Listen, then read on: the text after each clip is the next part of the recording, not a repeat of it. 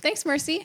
I'm Jessica. Hi. I'm Steven. Nice to meet you. Hey, thanks for coming to the Candid Chums podcast. I'm glad to be here. Awesome. Yeah, the first question we usually like to ask is, what would we need to know about you to understand the person you've become today? That's a good question. So probably just that I work really hard. That's what I do most of the time. That's really where I'm passionate. I like to put my hands on things and do manual things. Just my thing.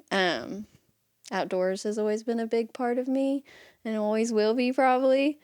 But yeah, probably that. And I'm always looking to help people. That's my main goal in life is I want to be able, any life that I get to touch, I want to touch in a good way. I love that. That's beautiful. So that has led you to working on a ranch, right? Okay. You're a manager of a ranch? Okay. That's pretty prestigious. You're like 19. Right. Yes. That's awesome. That's so cool. Tell us how that happened. So I was 14 and I lived across the street from this ranch actually. And I just jumped the fence one day and You jumped the fence? I did. I went over the fence into the pasture. You're just like, I'm going in. Yeah. And I was like, hey, Mercy. And Amanda was like, well, hi. She goes, I guess you can just hang out with us for a while and just join in. And that's what she did. She picked me right up and we just joined right in. She taught me how to do all the things with the horses. And before I knew it, I had horses going and working horses. And then I started training horses. And then I got to start teaching lessons. And it just kept morphing from there. And so I never got bored of it. That's amazing. That's so cool. So had you ever had any time around horses before that, or was that like your first exposure really? Right. No, I haven't. So, or not really. So my mom owned horses or a horse growing up. And then my cousins always had horses kind of revolving through their life. But I'd never really, it was like the pony rides where my uncle would put me on the horse and then lead the horse around the pasture or something. And so it was never really any horse experience. I just knew that I loved them and I had been around them so once I went to the ranch, that's when I got all the real experience and learned how to do all the things. That's amazing. I love that you were just such a go-getter that you just hopped the fence and went in. What do you think it was about you that made you confident enough to do that? Well, so I had actually just quit doing dance. I had just said I was done and I wanted to try something new, but I didn't know what I wanted to do. So I had about a year of doing nothing and I was completely bored out of my mind. And it's because it was my freshman year and I had met actually... Freshman of college? Freshman of high school. High school, okay. She's 19, yo. Yeah. Oh, duh, yeah. Well, I didn't know. Yeah. Sorry. Yeah, so just my high school freshman year and I was just bored. And so I met actually one of her family members in my Spanish class and she was telling me about this place and I was like, that's so cool. It didn't ever register that she was right next door to me until like a few weeks later when I saw her over there and I was like, oh yeah, I'm going over. So I jumped the fence and I was like, hey, I'm gonna come hang out. But yeah, it was just... So what did you hear about them that made you think like they're the kind of people that would be cool with it, or I really want to be involved in this? Or did you not know and you just wanted to find out and just went for it? Yeah, I really didn't know all that much. My mom had called their number at some point and the owner, Amanda, had answered and she said that they do take volunteers every now and then, but at this time their volunteer program wasn't very big. She did have teenagers already there, but it wasn't quite a whole program to say. It was more of just kids that needed help and a space or a safe outlet for life. And they could just come out and hang out with her. And she just had them shuffle through some chores and whatnot. And they came, they loved it. And so it was, but yeah, so that's kind of what drew me into it was she had already had experience with some other teenagers. And so I had a rough patch in my life at that point too. So I was pretty excited to get into the horses again and things like that. Had you met anybody who had experiences like working with her and, No, not besides that cousin that I had. I mean, I just barely knew her from my class but that was pretty much it. I didn't really know. We knew the people who owned their land before them. And so we knew her husband for a while because he was their ranch hand or the previous owner's ranch hand. So we knew of him at least. Okay. We just didn't know them. Okay. So Sorry. No, you go. I'm just curious about the business of a ranch. Like they have volunteers and programs and people coming. Do they make their money from lessons or selling the horses, or how does that work? Yeah, so every ranch will be different. So for us particularly, I wouldn't consider us like a working ranch because we don't run things through our ranch constantly. We don't really have cattle that are running through, and we don't really run horses through our ranch. We're mainly a boarding facility. So we take people in, and we anyone who doesn't have land for their own horses, things like that, and then they just come in, and we take care of their horses, we care for them, we make sure their shots are updated, anything that they really need. Oh, okay. Yeah. Interesting. Amazing. So how heavily involved are you in the physical care? Like you mentioned horses getting injured and stuff. Yeah, so it's me and my boss full time. That's who runs all of our horses out there, and anything that really happens to them. We call vets when we need them, of course, but we will. I mean, I've seen some horses that I did not think were going to come back, and they came back full force, and we're just fine. And by the next summer, we're riding and doing lessons again. Whoa, really? Yeah. So it's Could you tell us like one of those stories? Yeah. Let me think of what off the top of my head. So I was telling you earlier about the horse who had cut her bottom with a T-post. Well, so she had completely opened it up, and it was quite disgusting. And I was thinking this was a barrel horse, so she's an athlete. She's built to run fast, move quick. So it's like a lot of meat. Right. And that back leg, it's just constantly moving. And that hip is just constantly stretch, squeeze, stretch, squeeze, stretch, squeeze.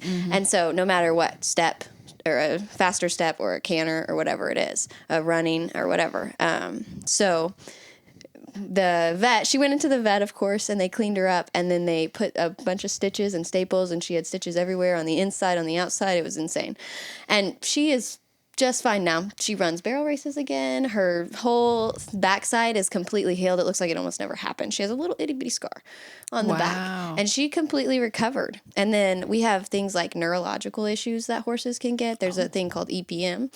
It's very interesting. It's actually something that they contract from possum feces on the ground. And it can be anywhere. It can be grass that grow through it, or it can be anything like that. And they ingest it, and it hides in their spinal column pretty much, and basically it eats away at their muscles and neuros side. Whoa. And so it'll make them shrink down really, really fast. So one of my horses actually personally experienced it, and she had what we called, it was like a neurological break / maybe a stroke. She was in her pasture. We hear a big thud. So we walk out there, and she was on the ground. So we pick her up, of course, and we get her up, and moving, but she won't turn one way. She only turns one way. So she won't turn. I believe it was left. And if she turns left, she falls over. Oh. That's how bad her neuro state had gone within minutes. Like we had just put her out of the barn. And so that's also why I think it was partly a stroke a little bit, it was so quick. But yeah, she's always struggled with the EPM side, and it's just hard to build weight with that because it never goes away. Really? It's a constant inflammation thing. Any stress can inflame it, just things like that. So once they eat that contaminated whatever, they have it for the rest of their life? Pretty much. Wow. And a lot of horses in Oklahoma actually have it. Really? Yeah. And are there lots of possums? Yeah. Is it the only source that this disease comes from? I don't know. I can't say specifically that that's the only source. I know it comes from rodents in general. I know possums are the main suspect. I don't think it should come from skunks or things like that. I read a really cool thing about possums recently, like on the good side. They listed a couple cool facts about them. I was like, we should maybe keep them around more. But one of them is that they are immune. They're one of the very few creatures immune to really venomous snakes. Really? So because of that, we have the anti-venom for it. Yeah, that's actually really cool. For like rattlesnakes and cottonmouths and stuff. I did not know that. Yeah, I mean, I knew they had some kind of purpose. Right, yeah. They gotta be. Yeah, too. Do you become attached to some of the animals? I'm assuming probably most of them, right? Absolutely. But do you find that you have a particular bond with some of them? Absolutely. Some horses will be, we call something called your heart horse, and it's this one horse that you will get attached to and your heart connects with it. Yeah. Because horses just do that. They have empathic ways almost where they just know things. And so when you find your heart horse, it's your horse that matches your personality. It's just your dream horse pretty much. And it's just your best friend. Mm-hmm. So everybody dreams of finding their heart horse or whatever. And so, but yes, very, very strong attachments to these horses. Like when I think about taking care of them, or like when they have an injury or something, their whole being and happiness depends on what I decide to do. So if I decide I want to be lazy one day, they are the ones who suffer from that, not me. Yeah, so you feel like that responsibility that you feel for them gives you more of a sense of purpose? Because you talked about being depressed in that state in between that transition before you found this work with taking care of the animals. So like having that responsibility to take care of them, do you feel like that purpose led you to kind of like escape the depression? Absolutely. It definitely gave me a purpose, because the horses, no matter what, need you every day. Yeah. And they will greet like you kids. every day. Yes, it is. It's a lot like kids. They're just, they don't talk. And they're 2,000 pounds. Yeah, and they're a little bigger. Have you ever found your heart horse? I don't know. I have had quite a few horses that I have just love, and I still love with my whole heart. I have 2 retired ones, one I was telling you about with the EPM, and then I have one that I ride right now, and she is just kind of my dream horse a little bit. She's perfect. She's just what I want. I can ride her how I want, and she just has I think she does it. That's how great she is for me. So, whoa, that's so cool. Yeah, so I'd say she's pretty close. You feel like when you ride her, she's more in tune to the movements that you want and stuff like that. Exactly. Do you feel like that's like the same thing that you find with like people, as far as the chemistry that you may find between individuals and their ability to kind of read each other? Yes. Yeah. So like, what is that exactly? Because people talk about like, here's my question. It's a big one. Okay. It's just like, what's the difference between humans and animals, in your opinion? Working around them so much, what's the difference? Humans and animals. Well, okay. First of all, humans, we have a lot of bad sides of us or negative thoughts in us. Mm-hmm. Where animals, like the horses, we talk about their mental health and their mental health struggles, but it's not the same as ours. We have a lot of influence, and we are very sheep bound people. So we all follow each other pretty much a lot. That's just kind of our thing. And so when we see a crowd that like entices us or whatever, we were going to follow that crowd naturally. We all have our different crowds, of course, but we all follow a crowd. Yeah. And so, but horses and they don't care. Their whole purpose is to find a job. Some may say they're almost asses. Sorry, they're almost donkeys, you know? They don't care. Like, anyways, it's stupid. They are. I'm listening. Could not resist the dad joke. Yeah. Yeah, but yeah, they are looking for someone to direct them, and they want to do good, and they want to constantly, and then their will to live and their will to be alive is way different to watch than a person's, because you can watch a horse come back from something that you never think that they would ever come back from. And it makes me wonder about the humans and people, because I often think about that. What's different? Why can this horse survive so much, but this person cannot? Do you think it's more in the mind? Because I think so much of it is in the mind, and people like way underestimate that. I think so. It's the will to live and the will to want to live and want to be around. It's like, because when people just give up, their body gives up. Yeah, it's true. Yeah. I mean, you hear about like people dying soon after their significant other died, and that's because like, you know, that they fall into depression or whatever, or even like my wife and I, we were driving home one day, I can't remember what, but we saw this old lady, and she was struggling kind of, or like, you know, hobbling her trash to the end of the driveway, which was pretty long. And and Jess mentioned like, do you think maybe we should help? I was like, I don't know, like we can and stuff, and kind of seemed like maybe not. And Jess mentioned how honestly, you know, her mom always says, don't do, what was it exactly? Just don't take people's purpose away from them. And I know her purpose isn't to take her garbage out, but when people something for somebody else that they can do for themselves, particularly even with old people, not in a way that's like you're not willing to serve them, but like let them do what they can do. If you don't use it, you lose it. Yes, you know? Exactly. Yes, because as soon as you stop moving, I like to say a body in motion stays in motion. As soon as their body stops moving and stops going, it stops. That's it. But if you can keep it going, keep it moving, the body heals itself and morphs itself and wiggles itself and does all kinds of things. So what's I love physiology, anatomy. That's what my degree's in, exercise phys. And I feel like there's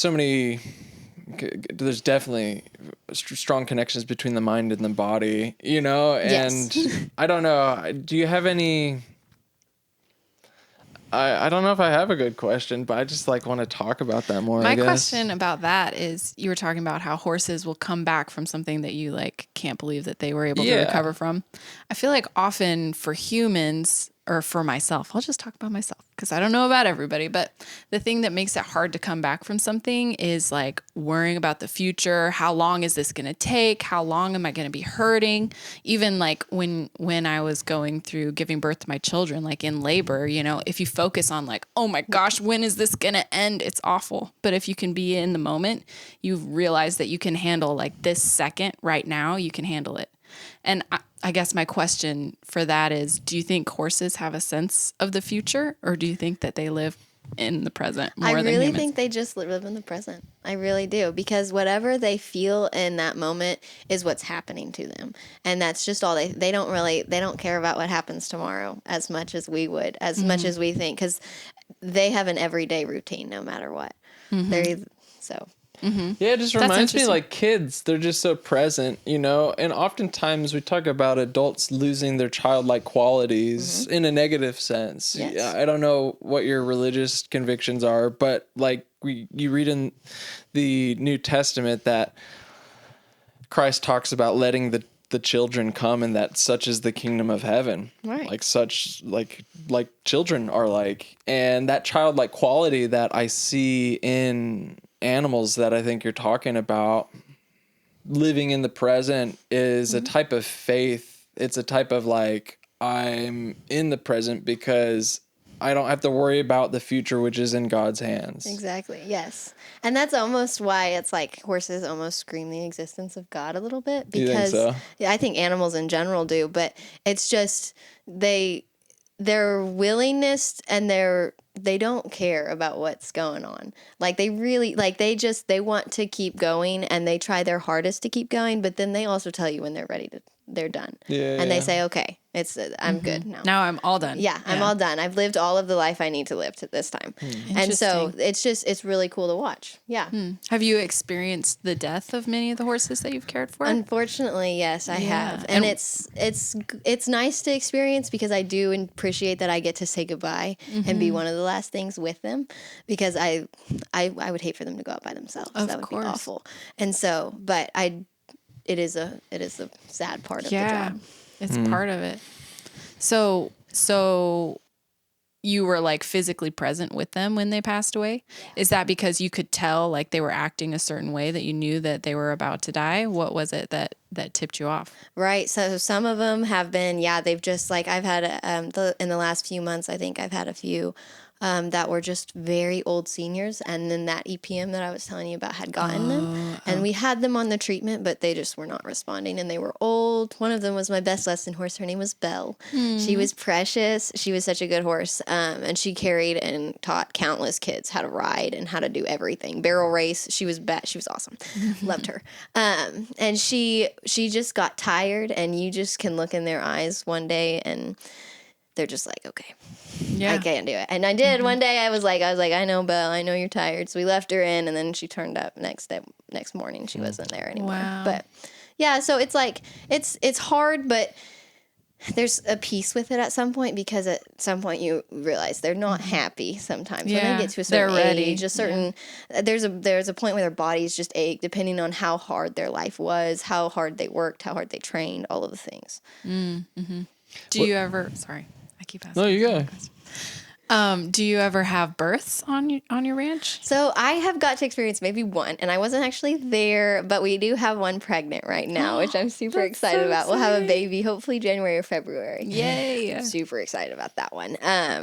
Do you guys try to schedule when the births are, or you just kind of let it happen whenever? Is there an ideal time to have births? Well, I would think not to have them in the winter, but my boss kind of does whatever he wants because this is with his horse, and so would be Bill. He's the owner of the property and the land, and he comes, but he's not quite a part of the barn area and all of the horses and stuff.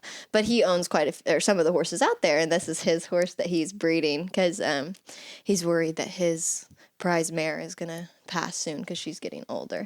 So he wants another baby. But yeah, so I'm not really sure because he just kind of does what he wants when he wants to. So this baby will be born when it's cold. I would probably prefer him in summer so you can use them and work them a little bit when they're little. Do you feel like this is like a life calling? Like, is something you're always going to do is take care of horses?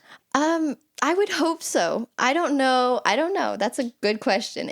I would hope so, and I would love to have something to do with horses for the rest of my life.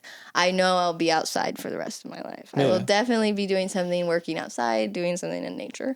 How do you know that? I just know I won't accept anything else. That's good to know. There's no other way. I just love being outside, and there's too many options in today's world that for me to settle for something that I don't want to do. That sounds true. I like it. How does that apply to the dating life? Because Jessica and I, we were on the cusp. We got married young, but it was on like the birth of dating apps like Tinder and like I don't even know what they are. Like Bubble's one of them. I don't know. What are the youngins doing these days? Yeah. I'm just curious about that. What's that like? So I've never been a dater, never in my life really. I've never really been a dater. I have a boyfriend right now that I met a few months ago. I met him in March. But that's still really new, obviously. And so, but I mean, he doesn't want to travel as much because I think it does affect the part that when I'm looking for someone to get in a relationship with, most men like to settle down or they want to have families, a house, things like that. Where in my eyes, I'm wanting to go out for a few years. I want to go travel. That's always been my dream, is to travel the world. And that's all I care about. I want to go experience all the cultures. And so, but yeah. All of the cultures. Yeah, I want to. Any culture I can get a part of, but man, I will. And I just want to live there and work there for a few months and then call it good and leave and go somewhere else because...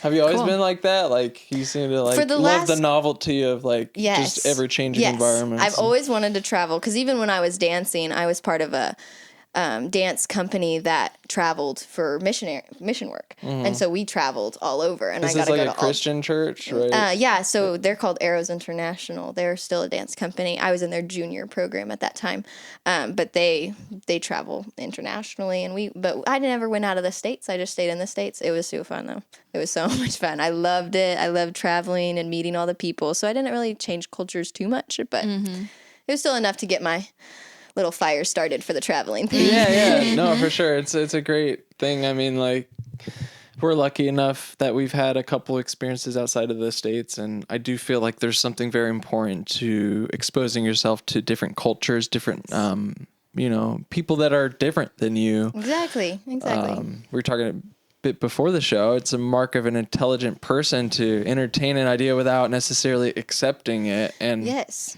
If you're able to just be and live and let live, I don't know.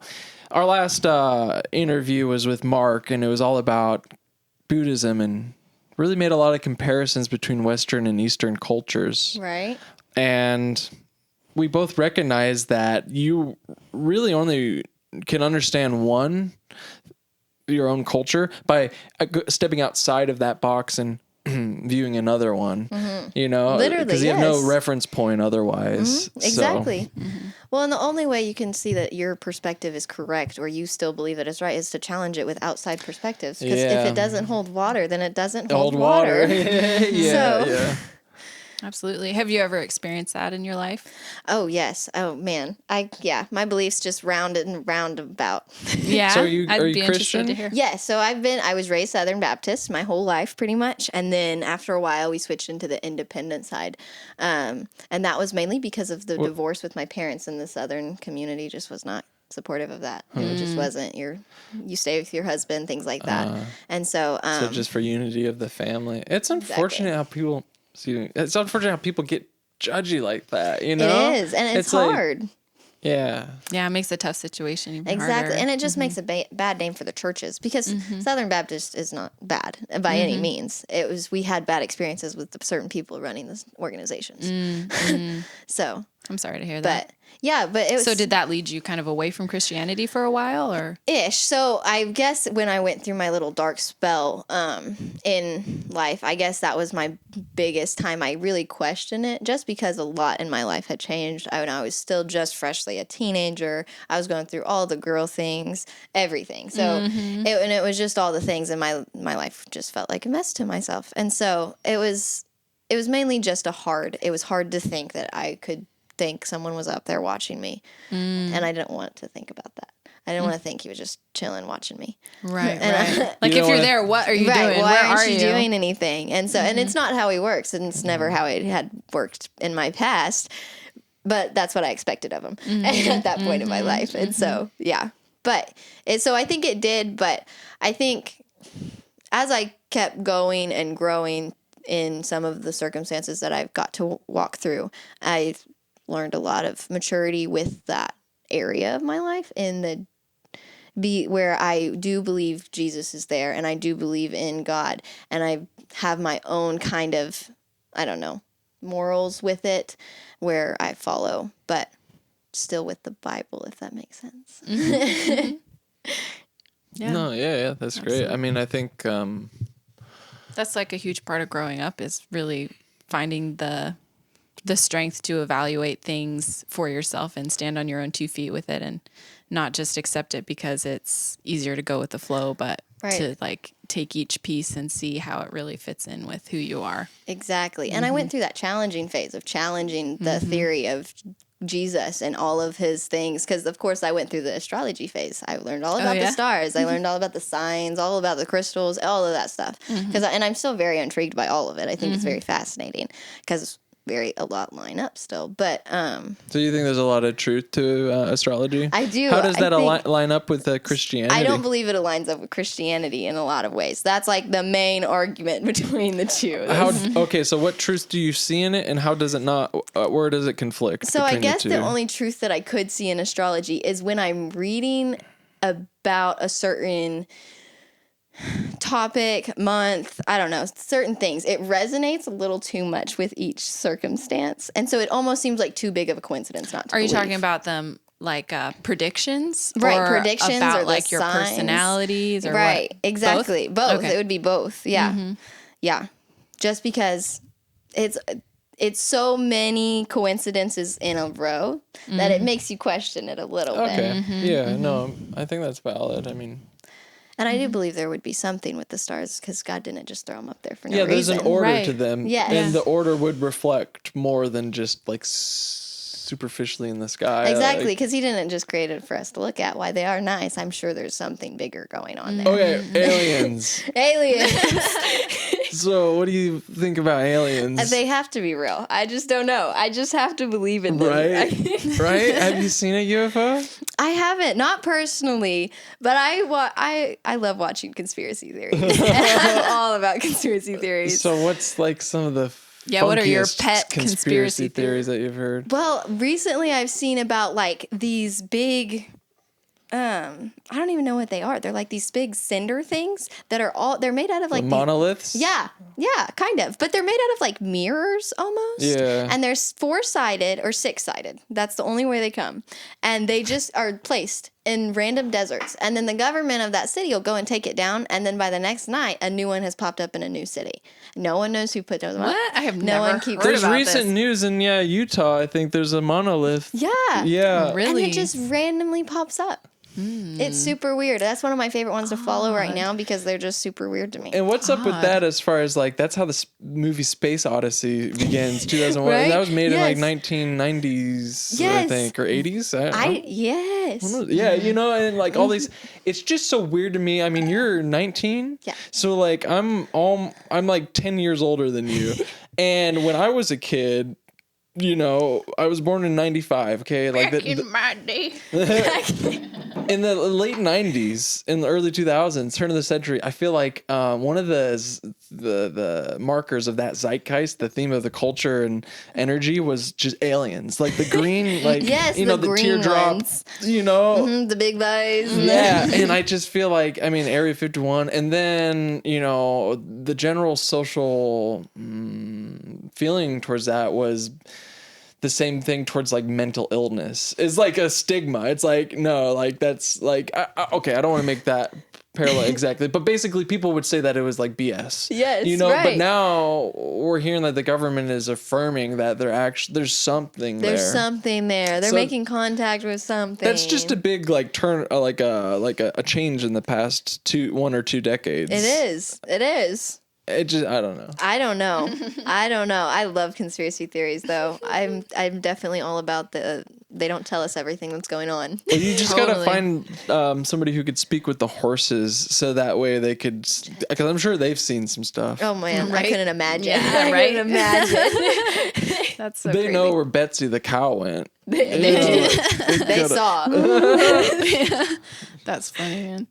You mentioned when we were talking over the fence that the earth gives us everything we need, like to heal ourselves. And I'd be interested to hear about that. Are you interested in like herbalism or? Yeah. So I don't know a whole lot about it, but definitely interested in it. Yes. Because it does anything that I've found that is because I'm not a big doctor believer. I haven't ever been. I never really enjoyed doctors. Even when I was a dancer and I would get hurt or something, I still didn't want to go to a doctor. I just didn't like them. And so I've always just kind of been the body heals itself person, because it really does. And it will want it wants or craves what it needs. And so as long as you're listening to it correctly, you can understand that in a way. But I'm a firm believer in if you keep yourself and your body healthy in what the earth gives you, you can absolutely stay like super, super healthy and not hardly ever get sick. And do you apply that to treating the horses as well? Yes, absolutely. Their nutrition, because everything about the horse can be adjusted by their nutrition pretty much. You see their nutrition through their feet. You can see all kinds of stuff. Really? Interesting. Yeah. So there's this quote, it's like an ancient Greek or something. It says, "Food is medicine." No, it's let food be their medicine and medicine be their food. Let food be their medicine and medicine be their food. I like that. Never heard that. There's like an epidemic of obesity in the United States. Like the number of people that are obese and even morbidly obese are really high. I wish I knew the exact stats. I'll put it up here. But what do you think we could do to change that? I'd probably go back to my body in motion stays in motion. Most people who end up getting to a point where they can't physically do things is because they stopped physically doing things. If you continue, your body will not let itself store fat if it cannot. If it's constantly moving and if it's constantly doing stuff, your body's going to constantly be burning that. And it's constantly going to and it's going to keep adapting itself to do more of what you're doing. Like I've gotten way stronger since I've worked at the ranch. I can do way more than I used to be able to do when I first started. That's cool. My body just kept adapting with me because it had no other choice. That's what I kept telling it to do. Yeah. So it's like, that's the thing. It's a mental thing because in your mind, that's where the choice starts. Absolutely. And it's through that choice of moving the body that... Or just the simple eating healthy fact. I struggle with that a lot myself. Like I will not even I will toot my own horn about I do not eat very healthy. But I know that I need the right kinds of foods to boost my energy so that I can do the job that I have and have the energy to do it. I work in the heat. It's hard, so proteins are going to be my main go-tos, or sweet sugars, healthy sugars like strawberries or something like that, stuff like that. But absolutely. Have you learned anything about native herbs and, really grasses haven't. and stuff here? I really haven't. I really need to look more into the herbal side of things. That's probably my main thing is I don't follow all the way through with my little side notes that my brain goes You're good. all the time randomly. Sounds like you're pretty busy. How many horses are on the ranch? Probably we have a little over 78 right now, I believe. Whoa. Maybe 1 or 2 over that. We have quite a few. I didn't realize it was that many. Did you? That's a lot. Yeah, quite a few. It is a lot. I've recently gotten in the habit of running, and some of the paths that I go down, I actually cross by it's the 3F ranch, right? Yeah, yes. So I pass by the top of the hill occasionally. I'll see like 1 or 2 dozen horses in the field, sometimes more, and it's just really cool. I love every time that they are there. They're Tends to be beautiful more out maybe more in the morning. I don't know, but like, there's something kind of just calming about it. Just even seeing their beauty from afar, but particularly when they're close, it's just nice to watch them kind of like notice your presence and come up to you. Yes, I usually absolutely. at that point of the hill, because it was like a warm up length. I could like just basically like stretch and stuff. But anyways, yeah, I don't know. Like, do you feel like that same thing when you're around them, like a calming like energy that they emit? Most of them, yes. Yeah, some absolutely. of them some of them are a little bit more high maintenance, so they're not so peaceful. But if the horse is, most horses, yes, you get a very peaceful feeling from them just because they are how they are. They're very in tune creatures. They're actually one of the very few creatures that we call empathic creatures, because they're socially intelligent and they can read people. They feel your heartbeat. They can feel how fast your heart beating. So it tells them how you're feeling. Well, if their heart is beating fast, then that means you're nervous. They can feel that, or stuff like that. And so, and they just tell those things because they're empathic. And so that automatically brings a calming about people, because they feel like the horse is understanding them in a way when the horse is just being a horse. So it's really cool. It's cool to watch. That's cool. Super cool. What are okay. Well, what are some of the experiences that do you consider yourself a cowgirl, a rancher, or what? Like, I'm just like a horse girl. I don't know. I'm just kind of, it sounds like a cowgirl to me. Yeah, I was like, I guess I would be considered a cowgirl because I ride, but. So not for cows though. Yeah, I was like, I don't really work cows though. We don't have cows. Ranchers. What's the difference between a cowboy and a rancher? Well, a rancher is who owns the ranch. The cowboys who are going to work for the rancher. Yeah. Okay, cool. Yeah. So I was just wondering, what are some of the experiences being a cowgirl, or just being around the animals, that the average person who might not be exposed to them is more likely to miss out on? Probably just the community and the equine world. It's really cool to watch how people genuinely want to learn more about these creatures. And what's the equine world? Just the equestrians. So anyone who cares about horses, it's gotten so much better in the last few years, and they care, and we're learning all of these new things. Like we have like electroshock therapy almost, but it's through a blanket, and it's not shocks, it's just like waves. Stimulation. And it pulses their blood and it warms them up in a way. It can actually increase with it can help with their healing processes going faster, things like that. And then we're also diving way deep into their nutrition and then their anatomy. And we haven't really ever done that. So we have chiropractors for horses. Cool. We have massage people for horses. So it's hilarious. It's so cool. This lady, she'll run her hands down a horse and she can feel each rib that comes out of place, and she just pops it back in. Really? She's the cutest little lady ever. She's awesome. But what do you think of chiropractors? Do you have any experience like visiting one? I visited one time, and it was not a great experience for me. Really? In what way? It hurt. It hurt so bad after, and I was upset. I was like, "You're supposed to fix my back," and it did not feel better. Yeah. That's rough. Yeah, so my dad's a chiropractor, and like sometimes, I mean, I don't know, like sometimes depending on like, I can't speak for the doctor that adjusted you, and depending on what your body's like, it does take a couple times to basically adjust into it. But yeah, that's crazy that they have chiropractors for horses. Yeah, they're called osteopaths. The horses, osteopath, yeah, yeah. Do the the horses like when they come? They love it. This is okay. So you can tell that they're liking. Yes. So a horse, happening. when they like work out, you can tell when they're off in a body or in somewhere in their body. Like, so they'll have something called leads where they run with one foot in front of the other. Some horses will refuse to pick up a side.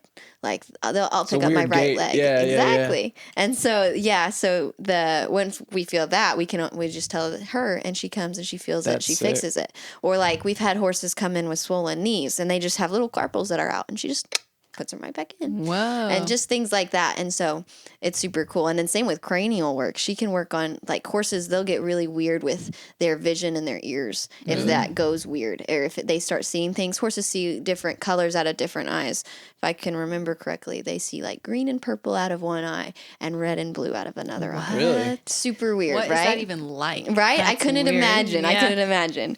But they see totally different. So any kind of light sensitivity can totally mess that vision up and totally wig the horse out, which could just make it nervous all the time. It spooks with things like that. And so if she can do the cranial work and help with that, she adjusts the underneath their tongue and all kinds of stuff. She's super cool. That is amazing. It's cool to watch. So yes. cool. That is cool.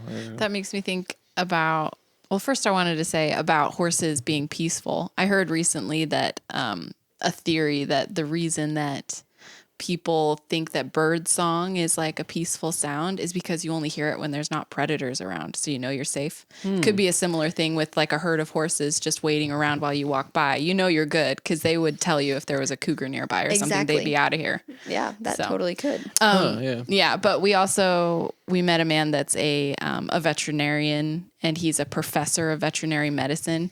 Awesome. And he said that the students hate learning about he specializes in reproduction. They hate learning about mares' reproduction because it's like way different than any other animal, and every single mare is different.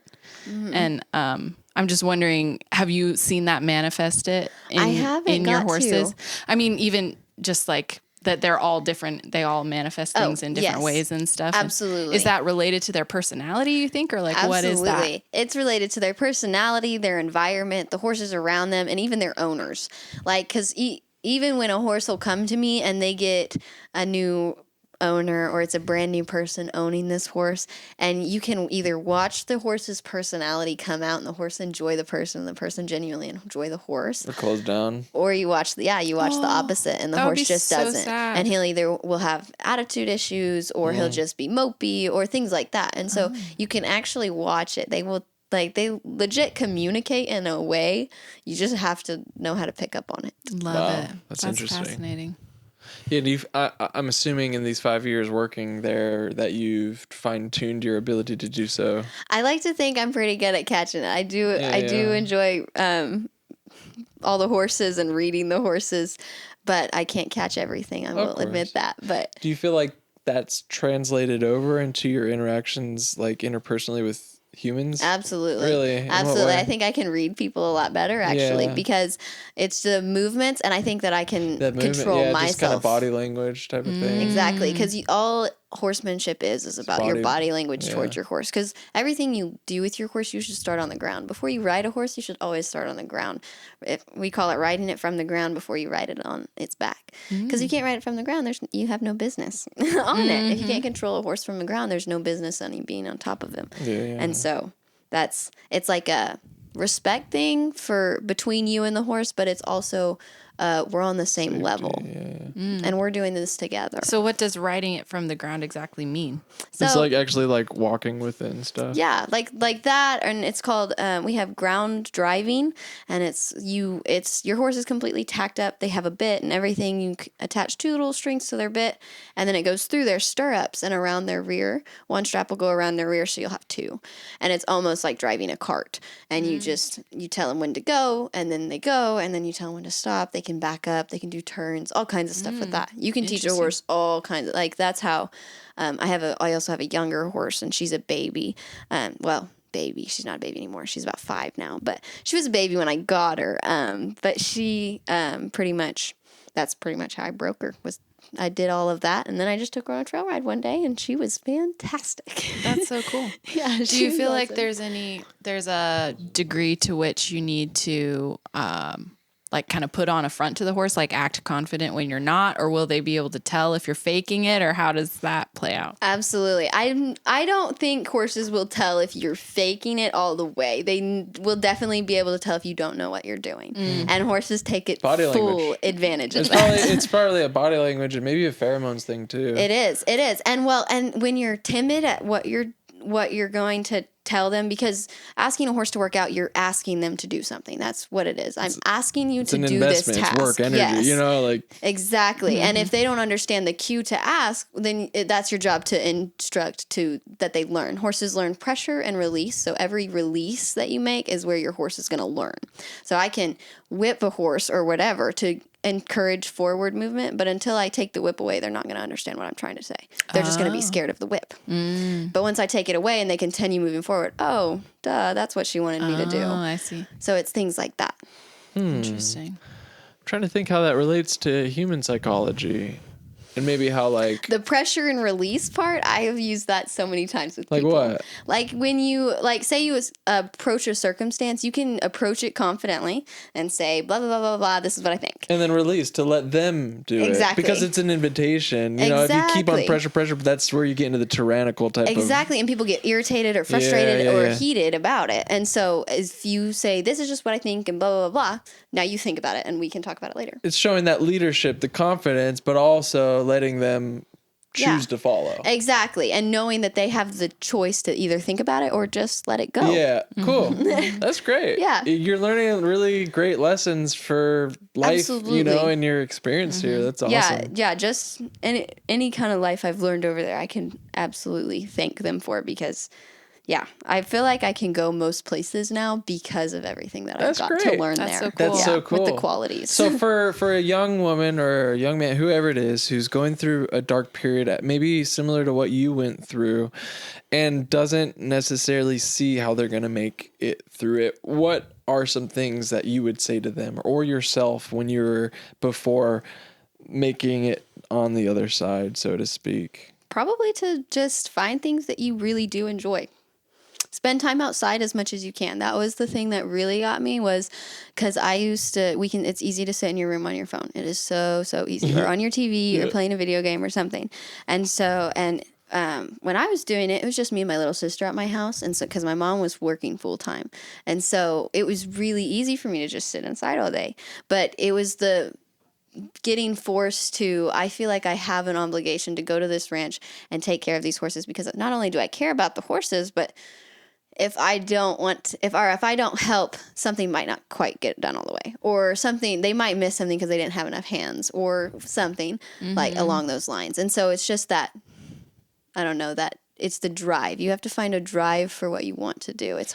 Life feels like an endless cycle unless you find something you are passionate about. Yes. And that passion is like, if you didn't have that passion, then you wouldn't care about the state of affairs on the ranch. Exactly. And I was like, I would not, if I didn't have a passion for horses, I would not do half of the things that I do. But I love the horses and I genuinely love my job. So I genuinely want to help and make the place a better place. So that's the difference in my job versus would be like other people's jobs. Because I genuinely want to see this place succeed and go somewhere, because I know that there's a good heart behind it, and that they have the space and the room and the time to do so, and they're willing to. And so if you're willing to, you might as well take full advantage of that. Yeah, I love that. So it sounds like you would recommend following what you love, and then when you're in that space, looking for a need that you can fill. Yes, exactly. I feel like the best antidote to depression is just purpose. Yes, find something whether you that like helps it or someone not. else, Yeah. though. Don't make it about yourself. Don't go find a job that makes you money. Go find something that you are doing to help. So even if it's just a hobby, because I get having a job just because you need to make money. That makes sense. But go do something that maybe even just a hobby on the weekend, something that you enjoy, something that actually, even if it's by yourself, just go do it. I used to do it all the time. My favorite thing is nature. I used to drive to lakes all by myself. I just sit and hang out on the lake. That's it. Just by myself, because I wanted to watch the sunset, and that's just what I wanted to do. And it made me happy. It got me out of my house. It got me out of my room. I was in the sun. So It's finding things like that to do with yourself. Make yourself do things. Don't get stuck. Yeah, I respect that. And when you're in those places pursuing what calls to you, you'll find people that are called to the same thing. Exactly. Exactly. People with the same passion, and which just lights your passion even further. Where you could be yourself around. Yes, You know, if you have to exactly. like put on a face or a mask around your friends, it's like that's exhausting and draining. You Yes. know, like, and like I think we've all experienced that. Yes. I feel like and I could be wrong, but making generalization, you know, I feel like girls typically aren't as comfortable doing things by themselves. Like they like to be in groups, whether it be something like going to the movie or Absolutely. or as simple as like going to the bathroom. You know, that seems to be one of the differences between the sexes, that proclivity. Absolutely. Like, so when you say that you would do things like go to see the sunset yourself, it's not as if like girls wouldn't do something like that, but I feel like it would be less likely. Why do you think that is? And I don't know. Why do you think that is? I guess. I've always been a hyper independent person. And so with the part of me never wanting to really date or be in a relationship at a young age or anything really interested in that kind of area, I learned how to do a lot of things just by myself. And that was where I was most comfortable, honestly. And so where I know the scary parts of the world, and I've experienced some parts of them, but in general, I'm a pretty self-aware person and a surrounding aware person. I constantly have my surroundings pretty much in check. And so, I just trust my instincts a lot with that. And I have a really good reading on people a lot. So I trust my instincts with that too. But it's definitely a confidence thing, because I would encourage people to always go out by yourself, at least sometimes, because what's the world if you're going to be scared of it? Yeah. And so Absolutely. That's true. there is scary things in it, but That's probably, honestly, that's got to be part of it. And I, you know, as I'm saying it, I realize that like I thought of this before kind of answering my own question. I feel like part of it just is by virtue of the fact that the biology between the sexes is that, you know, men tend to have more muscle mass, and as such, like physically, women are at a vulnerability to that. Yes, and I think absolutely. that's probably why they like to stay in groups. yes, you know? well, and size difference and in force and all of that, like, I know for a fact that if I was just to walk through a parking lot, a man could easily just come take me because I'm small. There's not a whole lot I could do about that. I know I would fight, but there's not a whole lot I could do about that. So there's definitely, I definitely understand that, but that's why I think I see self-defense tools. I also encourage girls to always learn self-defense. Always know how to do something, know how to at least throw a good punch, know how to just certain things, have self-defense tools on you, pepper spray, even like anything, just have something. Just because you still have to be aware of your world. And I always had stuff with me. I was always in my vehicle most of the time. And I've met my fair share of weirdos, but I just left. That's all I did. I said, peace out. That's interesting. That makes me think about something that Mark, our previous podcast, we keep talking about him, was He's a saying, cool guy. yeah, is that we're all trying to find our place where we're comfortable. And sometimes you sit on a hill and you think this is going to be your place, and then a bunch of ants start biting you and you're like, okay, this isn't my place. I'll go somewhere else. And so you try again. And I think that's what you're saying is like, all that's saying is that it's an indication that it's time to move on, but you'll find another place. And that doesn't mean the world isn't worth exploring. Exactly. Yeah. Yes, exactly. I like that. You just have to find where you fit in. You're saving up to explore the world? Is that your plan right now? That would be the goal. Awesome. I need a truck and a trailer, and I want to hit the road with my horse, and I will go to some kind of ranches and do hopefully trail guides or something fun and adventurous, easy like that. So cool. Where have you traveled in the United States? So I actually haven't been very many places so far. So I've been to Hawaii one time, and I've been to Texas and Kansas, and then a few other states like Arkansas, Kentucky, random states like that. Is there a place that's calling to you once you get your trailer? Not really. Nothing? Pretty much anywhere. I want to experience any and all of it. And I know my first travel, I want to stay kind of close so that I still have somewhat of a support system in the back behind me. And then as soon as I'm comfortable enough, I'll go as far as my heart wants to. I love that. That's so cool.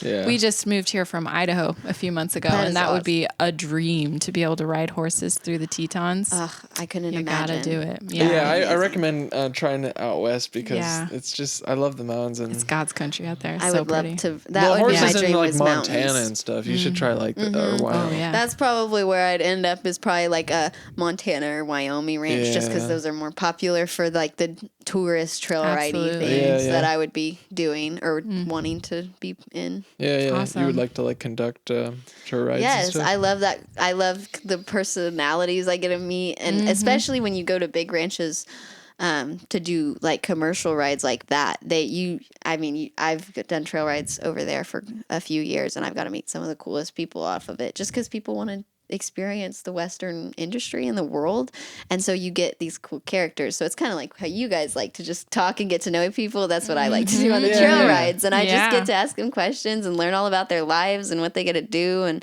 some people just open up and go bleh and say all of their stuff to you, and some people don't. And so, but it's pretty great. That's what I would love the most, probably. Would you consider yourself an open book, Marcy? No, actually, Really? I consider I think I would talk very openly about a lot of things, but I definitely have my things that I'm like, I don't want to talk about that. Good for you. Well, it's good to know those things. I mean, like, I think it's good to be open and like, you know, kind of, I guess, give people the benefit of the doubt, expect like the best, but like also recognize that you can't just be like, you know, don't cast pearl among swine. Like you, Right. Can't be totally unguarded either. Yeah. Yes, absolutely. exactly. Yeah, absolutely. Do you have a dream wish list destination overseas anywhere? Not really. I would love to travel to Canada. They have an amazing equestrian world over there, and I would just love to experience their side of it because it's totally different from the U.S. So that would be really, really cool. how's it different? They just are so, I don't want to say better or more pristine, but they almost are. And they are and they make sure that everyone high up in their world or anyone who wants to even have a job in their world is so educated and they know their things. Like in the US, we can become farrier. Like I could technically go around trimming people's horses and saying I'm a farrier. I've trimmed horses since last summer, but I would not call myself a farrier, and I probably wouldn't pay for my work. But over there, that would be illegal. You have to go through almost like a 3-5 year schooling in between then, before you can even start on working on horses and things like that. And so they're very thorough with their teachings and things where I feel like we are not down here. There's a lot of oops, shouldn't have let you do that. Oh yeah. Canada. So like, it might partially just be because like it's easier to criticize what you're familiar with. Yes, absolutely. Absolutely. It definitely could be. And I could go there and be like, well, this was nothing I thought. But it would be cool to experience one way or the other. That's good. That's good. Yeah. So I feel like,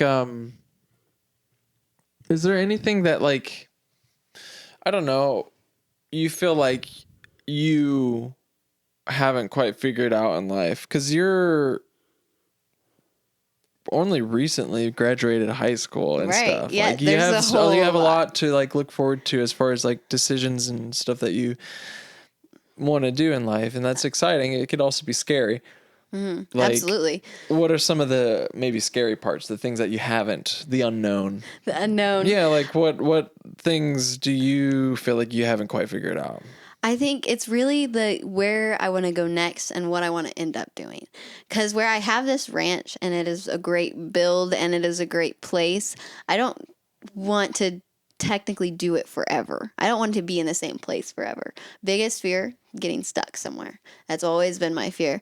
I've never wanted to get stuck. And so pushing to just constantly be going forward, I think. And things, yeah. Okay, cool. Yeah, so like where does that desire to explore and like not be stuck come from? I think it was mainly because when I was young, I lived in the same spot that I always lived in, and life was very, very public for me. through most of my life. It was just very publicized. And so was it like a small town or? Well, ish. So yeah, it's like a small town, but my mom she had her circle and she was just very public with everything in our life. And so as a kid, I got a lot of questions or people coming up to me and talking to me things that I didn't really need to be talking to anybody about with family things and just things like that. Yeah. And so I think my drive for that is the fact that of meeting new people and them not knowing me. Yeah, not holding you to your past. Exactly. Like they have nothing to think about me except what I'm showing them. Yeah. And so it's almost like probably a sense of control that you didn't have in your childhood. Definitely a sense of control. I'm a little bit of a control freak. I think everybody is. Everybody is. It's just what things they care to control. Exactly. Because if you don't care about it, then like you're not gonna try and control. But everything that anybody cares about, they're a control freak for. Right. Absolutely. Don't you think so? Absolutely. That's a good point. Just saying. Absolutely. I agree 100%. That's why you just got to find people who are control freaks on the same things as you. Exactly. That's why me and my boss or work. not. Or not. Yeah. So like you said that you haven't been in very many like relationships romantically. As far as like I don't even know what I'm getting at, honestly. Just like, do you have any questions? Like, I wanted to know what it takes to be a good horse person. Really just the understanding of the horse.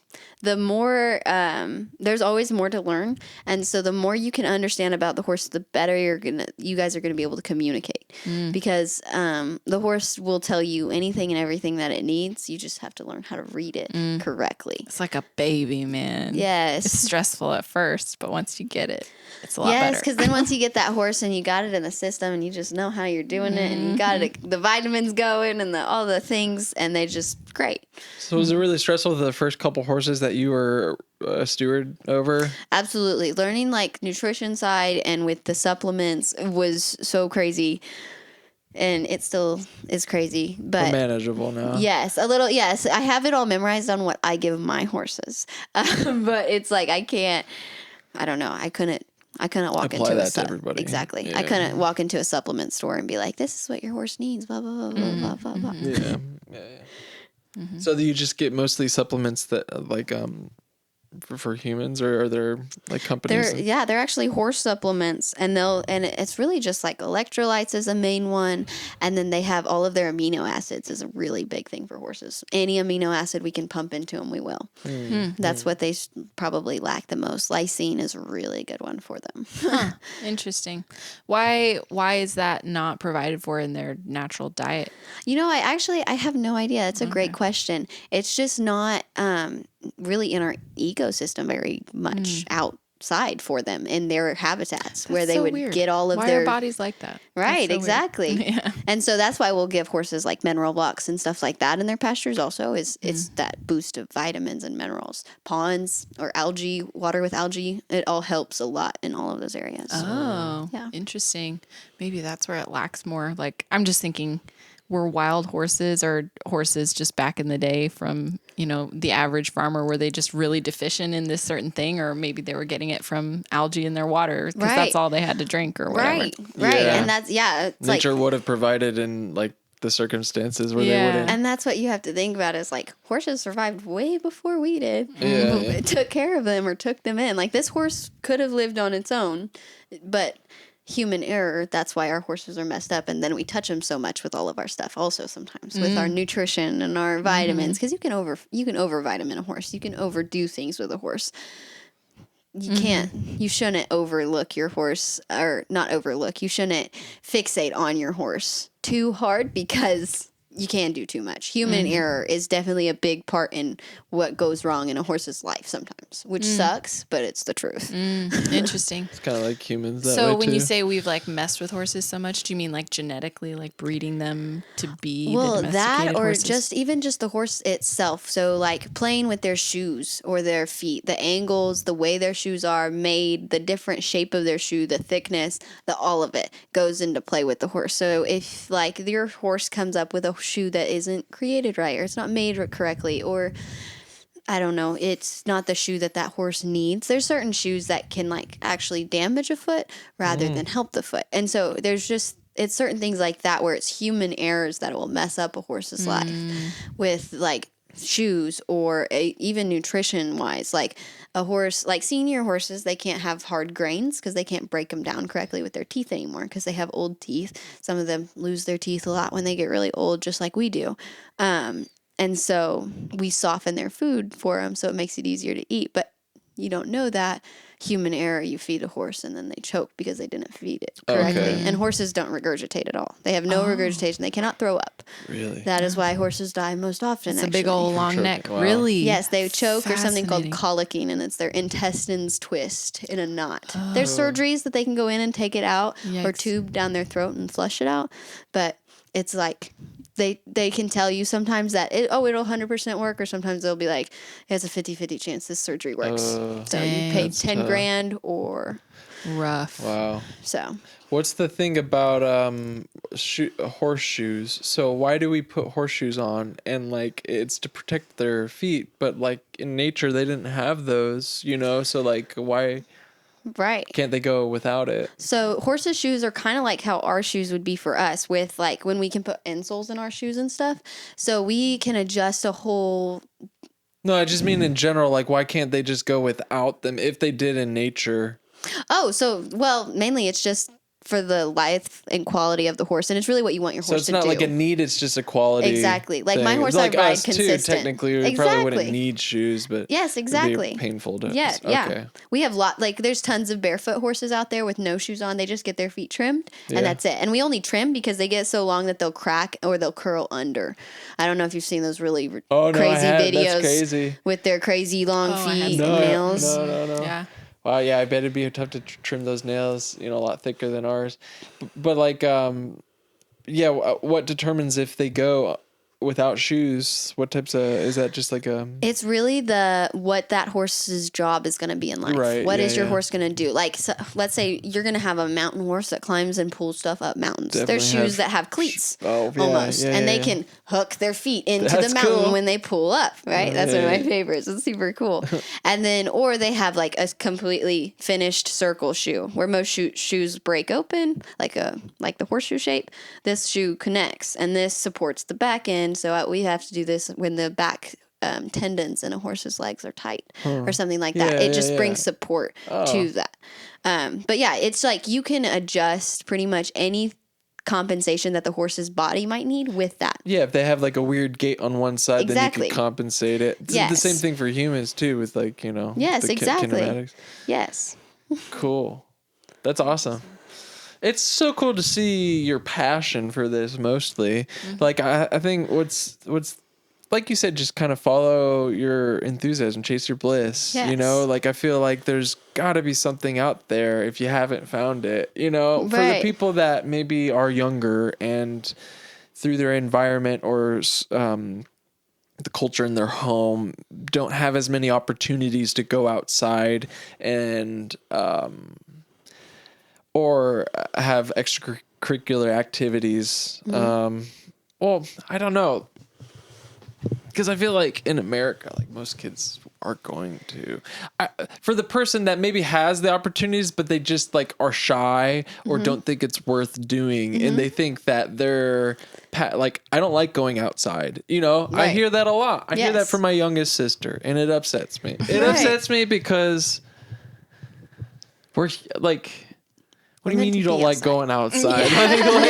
We're meant to be outside. Yeah, I don't know. It's like, we all have shelters and stuff, but that's like the home base. I don't know what I'm getting at. I just feel like you don't use it, you lose it. And if you're just staying inside all day, like not only will you physically start to atrophy, but mentally too. Exactly. Yes. And I think that's a big thing with the kids and teens. Like a lot of the teen girls that come over now, our biggest thing is getting them off of their cell phones and out of their world and their drama, because it is ridiculous what they come up with and what they're coming to the barn with, and you're just like, listen, this doesn't matter. Yeah, it doesn't affect your life here. Exactly. Yes. And I feel like stoicism, do you know generally what that is? It's okay if not.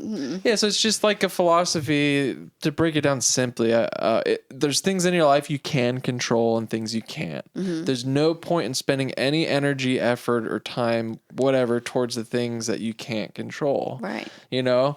And it sounds so simple, but, you know, I'm not one to go on Twitter myself, or X anyways, but I've heard like it's really kind of toxic, drama-y place, and any social media can be like that. And it, unfortunately, many of the algorithms, which just want attention and times for revenue, a lot of the content that gets attention is just negative. It's just like news, you know, because it's like it catches the attention. What's that? Like, you know, and it's almost like hacking our psychology, because we, like you said, like as humans want to be aware of our environment to watch out for threats and stuff. Exactly. So it's like, but realistically, if you're reading about some fire in Chicago or whatever, and you're all the way across the states, it doesn't matter to you, and kind of stressing about it. Or similarly, like the girls that come over, if they're worrying about the drama and some other group of friends that like,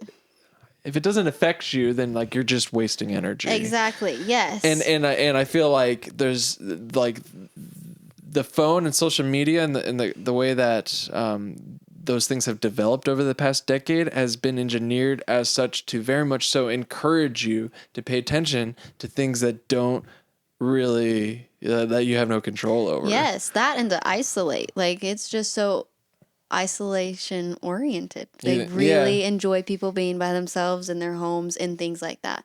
It's just something that our world has enjoyed. And so even just for girls to get out of not only their own drama, but to go be with normal people that are normal, and you can be weird and you can do whatever you want and you can just be yourself, because we don't care who you are. Like you enjoy your stuff, we'll enjoy ours. It's just how it is. We're happy to share what we can share together.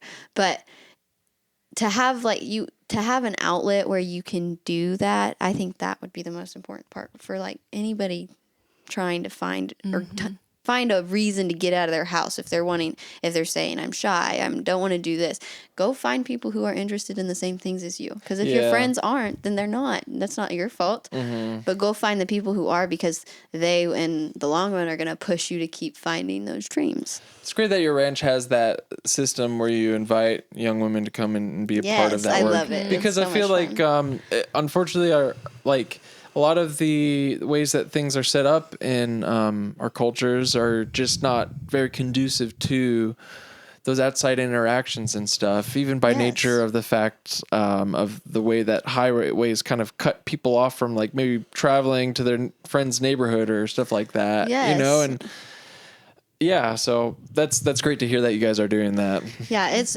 so much fun to do. Like to watch all of the different girls or women come in, and they don't even, half of them don't even tell us their stories or what's happening in their life. We just have to know that they needed somewhere to go. Yeah, they just they needed to groom a horse and feel like they were heard or whatever. And so it's nice to know that we have that environment right now. And it's got to be therapeutic, right? I mean, absolutely. Well, and it's that purpose drive. It's like, I was just going to say, it's the same thing that like it healed you. Yes, absolutely. It's definitely been that purpose, because the job kept morphing into more people as I kept going. Because when I first started, we had nothing to do with our mentor program. We had nothing to do with our senior program. And we had one farrier. Now we have like a partnership with the school. It's just, we've morphed a lot since then, and I've got to finally watch it grow on the people side. Yeah. And so everything that horses did for me when I was younger, I get to watch happen for other people. That's so it's awesome. Pretty cool. That is really cool. Yeah, it's got to be rewarding. Oh, it's so great. Yeah, it sounds like a good place to go to get grounded. You know, and just be like, all right, this is what's going on right now, and that's all that I can. And that's all that I need to focus on. Yes, that's what we try to do, really, especially for parents. Because, like, yes, we take in the kids, but we also want our parents to come out and be involved with us, because we know that their job is just as hard as the kids feel like their job is. So, because they're the ones actually doing it, dealing with all of the other stress that they're not telling their kid about or whatever. And then their kid is having the act out issues. So even if we take them both at the same time and we separated them, or the parents come out at different nights, we try to get them involved just because it is therapeutic to do those kinds of things. Yeah. And the more that they are involved, the more with their kid, we can also integrate them together eventually. And then we can start doing like the teamwork building stuff. Like me, we're certified in the SPUR model. It's a social intelligence game. It's super fun, super cool. The Tulsa Boys Home uses it. The guy is Johnny Clark, I believe was his name. And he's the guy who trained us as well. But basically, they're just games. They're so straightforward, and you take a horse, or you ride a horse, or you lead a horse, or whatever, and you try. There's no rules, and you just try to maneuver it into however. And the whole point of this is to use your own head and to problem solving, things like that. And so then we can also play these games with the families and be like, okay, well, parents, you're not in control anymore. The kid's going to tell you what to do now. And now we're going to feel yes, and now we're going to see how this feels, and just things like that. So that's really fun and rewarding too. It's really all about the purpose drive. It's finding the purpose that you love and just things that you love to see. Yeah, I'm interested to hear more about your boss's experience. When luckily we get to talk with. She's a pretty cool lady. What's her name? Excited. Amanda Colliver. Amanda Colliver. Awesome. That's perfect. Yeah. Yeah. So we appreciate you sharing more about your experience, Mercy, and just like who you are, and just like the passion that you have for horses clearly shines through, and it's awesome. I guess like just to wrap up, is there basically anything that you would like to share with the audience, or any thoughts that you have to close, I guess? Yeah. Anything that you want to shout out or whatever. Yeah. Just find your passion and figure out a way to make money doing it. That's great. There's endless options now. Yeah. That's great. That's great.